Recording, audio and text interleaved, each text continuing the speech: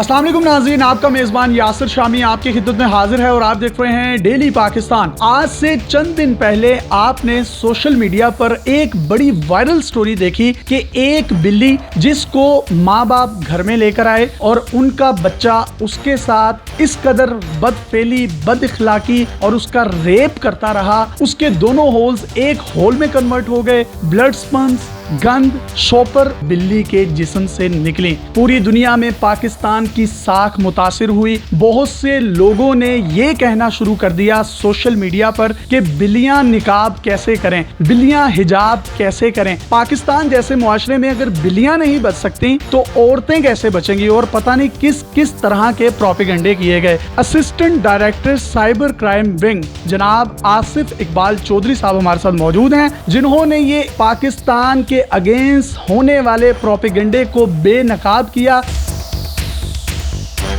वो स्टोरी दरअसल फेक थी, उसको फैब्रिकेट किया गया, झूठा प्रोपेगेंडा किया गया बहुत सी तंजीमों की तरफ से, बहुत से लोगों की तरफ से। इसमें मैं समझता हूं कि हम लोगों की भी गलती है। हमने बगैर तस्दीक के, बगैर तहकीक के उस खबर को इतना उछाला। इंटरनेशनल मीडिया प्लेटफॉर्म्स ने उसको बाकायदा कवरेज दी। कहा यह जाता है कि पाकिस्तानी लोग बेहिस लोग हैं। अगर हम जैसे लोग वो पूरी तहरीरें नहीं पढ़ सकते, वो जो तहरीर व्हाट्सएप पर सर्कुलेट हुई मैंने खुद पढ़ी, आधी तहरीर पढ़ने के बाद मैं उसको नहीं पढ़ सका, मेरे रोंगटे खड़े हो गए और मुझे तब तक नहीं मालूम था कि ये स्टोरी फेक है। तो एक ऐसा शख्स जिसका ताल्लुक यूरोप से हो, अमेरिका से हो या किसी तरक्की याफ्ता ममालिक से हो, वो लोग बहुत सेंसिटिव होते हैं। पाकिस्तान के बारे में उन्होंने क्या इमेज अपने माइंड में पोर्ट्रे किया होगा, इसका अंदाजा कोई भी मुहिब्बे वतन पाकिस्तानी जो ओवरसीज है, पाकिस्तान से बाहर रहता है, उन लोगों के दरमियान रहता है, उनकी मेंटेलिटी को जानता है, बड़ी बखूबी जानता होगा। सेहरा जाता है आसिफ इकबाल चौधरी साहब को।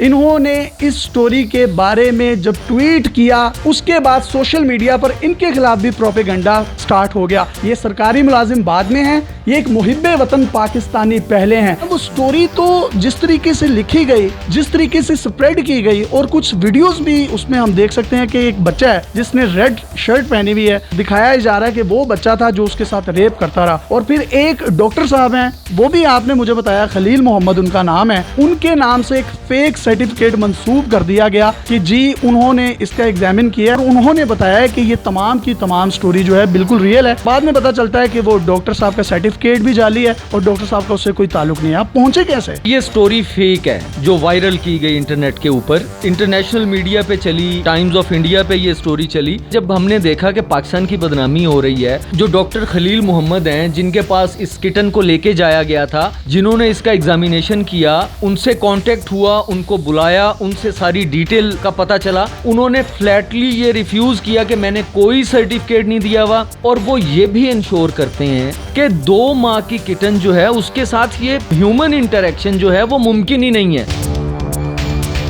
वो हो ही नहीं सकता। और उनकी बात को फिर उसके बाद 3-4 और डॉक्टर्स जो हैं ये एनिमल्स के, उनसे मैंने कांटेक्ट किया इस चीज को इंश्योर करने के लिए। उन्होंने भी इंश्योर किया कि यार ये मुमकिन ही नहीं है, ये पॉसिबल नहीं है, क्योंकि एक थर्मामीटर जो है वो इंसर्ट करने के लिए हमें पता नहीं कितना तरद्दुद करना पड़ता है इस चीज को कोई भी, और वो तो 2 माह का बच्चा है। वो जो फिर सर्टिफिकेट चल रहा है वो भी जाली था, फिर रेप हुआ है उसके साथ। डेफिनेटली उस किटन के साथ कोई रेप नहीं हुआ। एक वीडियो जिसमें वो ब्लड सा दिखाया गया, वो डॉक्टर साहब कहते हैं कि मैंने जब उसका एग्जामिनेशन किया तो उसको इन्फेक्शन था, उस किटन को जो लेके गए उनके पास। उन्होंने ये बात वहां पे की डॉक्टर से कि हमें लगता है कि इसके साथ रेप हुआ है, लेकिन डॉक्टर कहते हैं कि वो इंटैक्ट थी सारी चीजें, उसमें थोड़ा सा भी एलिमेंट रेप का जो था वो उनको नजर नहीं आया। यानी यूरिन इन्फेक्शन था जिसको उन्होंने रेप का नाम दे दिया और जाली सर्टिफिकेट डॉक्टर साहब के नाम से मंसूब कर दिया, और डॉक्टर साहब उसकी तरदीद भी कर रहे हैं। और ये वीडियो भी मुझे आसिफ इकबाल साहब ने फराहम की है। डॉक्टर साहब के क्या मौक़िफ़ है वो भी सुन लें जरा। उसमें ऐसी कोई हमने फाइंडिंग्स नहीं देखी कि जिसकी बेसिस पे रेप डिक्लेयर किया जा सके। मैं जो उसके होल हैं जो रेक्टल और वजाइनल इतने छोटे होते हैं कि जब हमने रूटीन में भी एनिमल का जो टेम्परेचर चेक करना होता है तो वो इतने छोटे होते हैं, उसमें थर्मामीटर इंसर्ट करना भी बहुत मुश्किल होता है। और कैट का अपना बिहेवियर आप में से जितने लोग हैं वो बखूबी जानते हैं जिन्होंने कैट्स रखी हुई हैं, वो बहुत चैलेंजिंग होता है। तो ऐसी चीज़ जिसकी इंटेग्रिटी भी ठीक हो, होल भी ठीक थे, डैमेज नहीं थे, और उसके बाद उसका फिजिकली भी जो उसमें पॉसिबिलिटी ऐसी कोई होती नहीं है कि उसमें ये रेप हो सके।